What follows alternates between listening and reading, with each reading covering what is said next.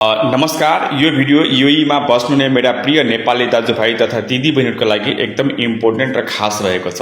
तपाई पनि सिक्नुस् र सबैलाई सिकाइदिनु होला, जानकारी गराइदिनु होला भन्ने सबैसँग आग्रह गर्दछु। तपाई युएईमा कति वर्षदेखि काम गर्दै आइराख्नु भएको छ, कहिले काम गर्न आउनुभयो र अब घर जाँदै हुनुहुन्छ।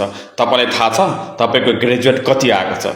तपाईको एकाउन्टेन्टले कम्पनीले जे दिन्छ त्यसैमा खुसी भएर लिएर जान बाध्य हुन्छ हामी। कतिलाई त त्यो पनि दिदैन, त्यतिकै पठाइदिन्छ।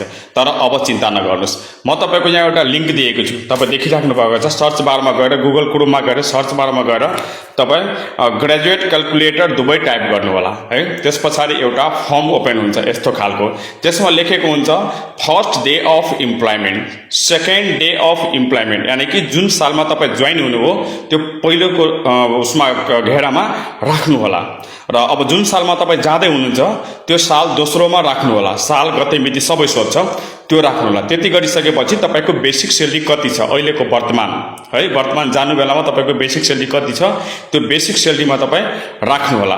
यति गरिसकेपछि तल सबमिट कुनै कुनैमा क्याल्कुलेट भनेर आउँछ, कसै कसैमा सबमिट पनि आउँछ, कसै कसैमा क्याल्कुलेटर लेखेर पनि आउँछ।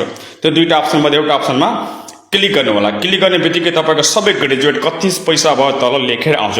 त्यति पैसा तपाई मजाले तपाई आफ्नो एकाउन्टेन्ट या एचआर या कम्पनीको जो भी अधिकारी व्यक्तिहरू छन् त्यसलाई देखाउन सक्नुहुन्छ कि मेरो ग्रेजुएट यति भयो। र यो लिंक गभर्नमेन्टबाट दिएको छ, गल्फ न्यूजमा छापिएको एकदम तगडा लिंक हो। र यो लिंकको अनुसार यदि तपाईले पाउनु पनि ग्रेजुएट दिएन भने तुरन्त तपाई कम्प्लेन गर्न सक्नुहुन्छ 80084 मा। तपाईको हक र अधिकार कसैले मार्न सक्दैन। This is UAE and UAE law and rules is very good and strong.